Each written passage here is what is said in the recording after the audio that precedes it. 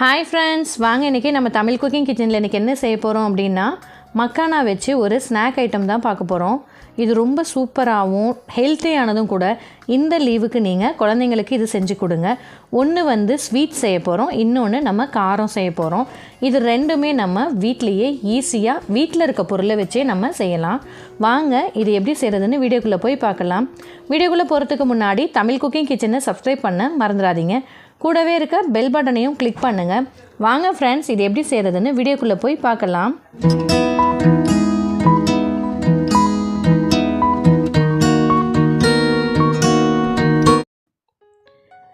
First நம்ம இது செய்கிறதுக்காக மக்கானாவை வறுத்துக்கலாம்.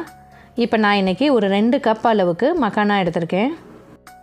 இப்போ இதுக்கு எண்ணெயோ இல்லை பட்டரோ நீங்கள் எதுவும் சேர்க்க தேவையில்லை. அதை நார்மலாக வெறும் கடாயிலேயே லைட்டாக இந்த மாதிரி வறுத்துக்கோங்க.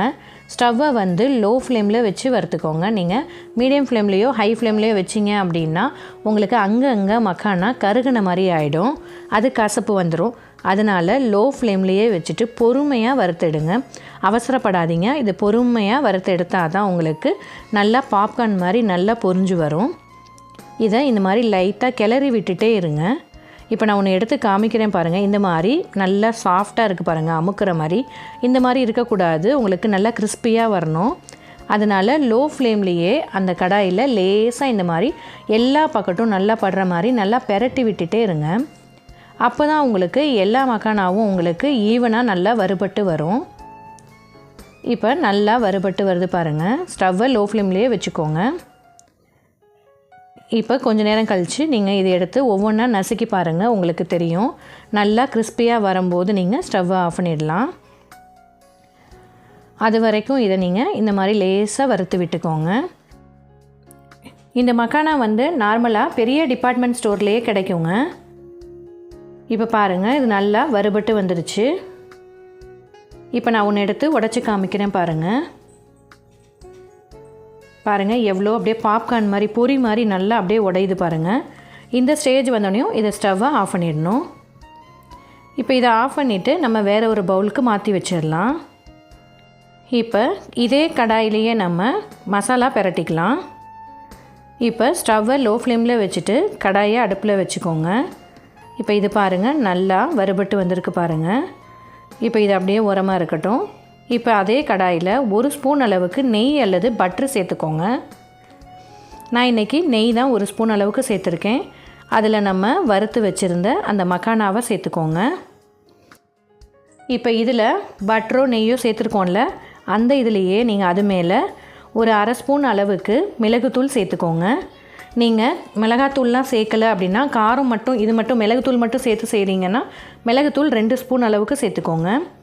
இப்போ இதில் கொஞ்சமாக 1/4 டீஸ்பூனுக்கும் குறைவாக மஞ்சள் தூள் சேர்த்துக்கோங்க. இப்போ இதுக்கு தேவையான அளவு உப்பு சேர்த்துக்கோங்க. தூள் உப்பு சேர்த்துக்கோங்க இதில். இப்போ இதை லைட்டாக இந்த மாதிரி பெரட்டி விடுங்க. இப்போ இது ஓரளவுக்கு பெப்பர் எல்லா சைடும் ஈவனாக பரவணும். அந்த மாதிரி பரவுற வரைக்கும் நல்லா இந்த மாதிரி கிளறி விட்டுக்கோங்க. ஸ்டவ்வை லோ ஃப்ளேமில் வச்சுக்கோங்க. இப்போ இது நல்லா இந்த மாதிரி பெரட்டினதுக்கப்புறம் இப்போ இதில் நம்ம காரத்துக்கு இன்னும் அதிகப்படுத்துறதுக்காக மிளகாய்த்தூள் சேர்த்துக்கலாம். இது ஆப்ஷனல் தாங்க. நீங்கள் வெறும் மிளகுத்தூள் மட்டும் சேர்த்து கூட இதில் செய்யலாம், ரொம்ப சூப்பராக இருக்குங்க. இதில் நம்ம மசாலா சேர்க்குறது எல்லாமே நம்ம இஷ்டத்துக்கு நமக்கு தேவையான அளவுக்கு நீங்கள் சேர்த்துக்கலாம். இப்போ இதில் ஒரு 1/2 ஸ்பூன் அளவுக்கு மிளகாய்த்தூள் சேர்த்துக்கோங்க. இப்போ நீங்கள் ஸ்டவ்வை ஆஃப் பண்ணிடலாம். இதை நல்லா இந்த மாதிரி மசாலா மிளகாய்த்தூள் எல்லாமே நல்லா ஈவனாக பரவுற மாதிரி நல்லா பெரட்டி விட்டுக்கோங்க.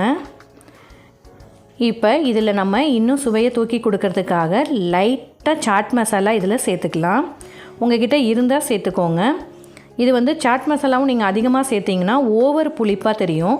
அதனால் கொஞ்சமாக நீங்கள் கையில் ஒரு 2 சிட்டிகை அளவுக்கு நீங்கள் சேர்த்தா மட்டும் போதும். நீங்கள் அந்த மாதிரி சேர்க்கும்போது உங்களுக்கு டேஸ்ட்டு சூப்பராக இருக்குங்க. இதில் நீங்கள் சாட் மசாலா அதிகமாக சேர்க்காமல் இந்த மாதிரி 2 சிட்டிகை அளவுக்கு மட்டும் சேர்த்துக்கோங்க. இப்போ இதையும் நல்லா லைட்டாக பெரட்டி விடுங்க. நீங்கள் சாட் ஐட்டம் செய்கிறீங்க அப்படின்னா நீங்கள் அதுக்கு நீங்கள் இதில் சாட் மசாலா அதிகமாக சேர்த்துக்கலாம். இப்போ நம்ம சாட் ஐட்டம் கூட நம்ம சேனலில் வீடியோ போட்டிருக்கேன். அதோட வீடியோவோட லிங்க் கூட டிஸ்கிரிப்ஷன் பாக்ஸில் கொடுக்குறேன். அதையும் நீங்கள் செக் பண்ணி பாருங்கள். அவ்வளோதான், ரெடி ஆகிடுச்சு பாருங்கள். சூப்பரான காரமாக மசாலாவோட மக்கானா ரெடி. இப்போ நம்ம ஸ்வீட் மக்கானா செய்யலாம். அதே மாதிரியே 2 கப் அளவுக்கு எடுத்து வெறும் கடாயில் லைட்டாக இந்த மாதிரி வறுத்துக்கோங்க. எண்ணெயோ பட்டரோ நெய்யோ எதுவுமே சேர்க்க தேவையில்லை. வெறும் கடாயில் நம்ம ஃபஸ்ட்டு ஏற்கனவே நம்ம வறுத்தோம்ல, அதே மாதிரியே நல்லா பொரி மாதிரி வர அளவுக்கு மொறுமொறுன்னு ஆகிற அளவுக்கு லோ ஃப்ளேமில் வச்சுட்டு நீங்கள் ஸ்டவ்வை அதுக்கப்புறமா இந்த மாதிரி நல்லா கிளறி விட்டு வறுத்துக்கோங்க. அவ்வளோதான், பாருங்கள் எவ்வளோ சூப்பராக வறுபட்டு வந்திருக்கு பாருங்கள். ஸ்டவ்வை லோ ஃப்ளேம்லேயே வறுத்தனால நமக்கு அங்கங்கே கருகுன மாதிரி இல்லாமல் ஈவனாக நல்லா வறுபட்டு வந்திருக்கு. இப்போ நான் ஒன்று எடுத்து உடச்சி காமிக்கிறேன் பாருங்கள், எவ்வளோ பொரி மாதிரி சூப்பராக வந்திருக்குல்ல. அவ்வளோதான், இப்போ இதை ஒரு பவுலுக்கு மாற்றிக்கோங்க. இப்போ அதே கடாயிலேயே ஒரு 3/4 கப் அளவுக்கு துருவின வெல்லம் எடுத்துக்கோங்க. நல்லா வெல்லத்தை இடிச்சிட்டு சேர்த்துக்கோங்க. இதுலேயே 1 ஸ்பூன் அளவுக்கு தண்ணி விட்டுக்கோங்க. இப்போ வெல்லம் நல்லா உருகி வரணும். நீங்கள் வெல்லத்துக்கு பதிலாக நாட்டு சர்க்கரை கூட சேர்த்துக்கலாம். அப்படி இல்லைன்னா நீங்கள் நார்மல் சுகரில் கூட இது செய்யலாம். இப்போ இது நல்லா உங்களுக்கு நல்லா பாருங்கள் உருகி வருது பாருங்கள். இப்போ இந்த மாதிரி கட்டியாக இருக்கிறதெல்லாம் நல்லா மசிச்சு விட்டுக்கோங்க. இப்போ பாருங்கள் எல்லாம் உருகி நல்லா கொதிச்சு வருது. இது இன்னும் கூட கொஞ்சம் நல்லா கொதிச்சு வரணும். ஸ்டவ்வை லோ ஃப்ளேம்லேயே வச்சுக்கோங்க. அதிகமாக வச்சிங்கன்னா உங்களுக்கு வெல்லம் கொஞ்சமாக சேர்த்துருக்கறனால உங்களுக்கு கருகிடும்.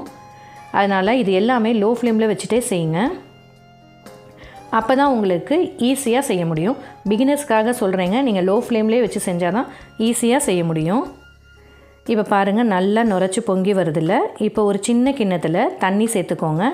அதில் கொஞ்சமாக எடுத்து இந்த மாதிரி ட்ராப்ஸ் விடுங்க. இப்போ இதை நல்லா நம்ம கையில் எடுத்துட்டு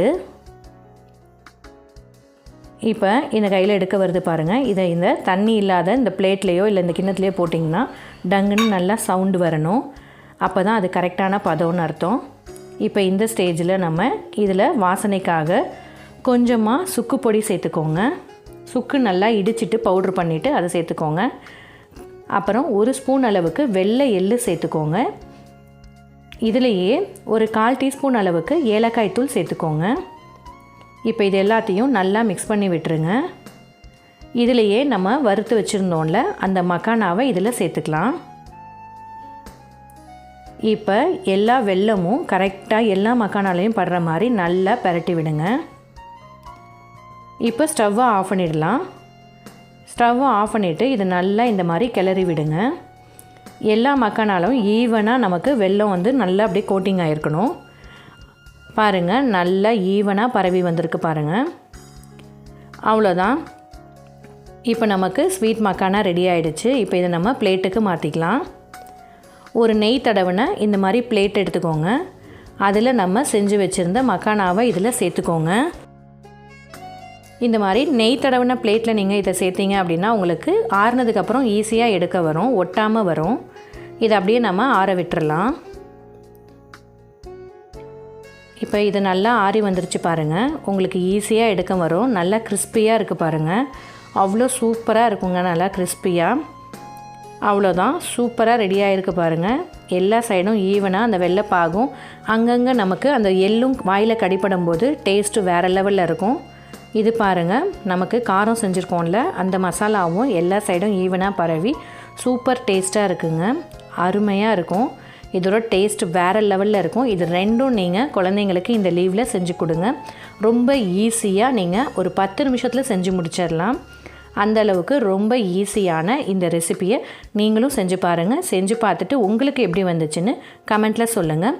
இந்த வீடியோ உங்களுக்கு பிடிச்சிருந்ததுன்னா உங்கள் ஃப்ரெண்ட்ஸ்களுக்கும் ஷேர் பண்ணுங்கள். Thank you friend.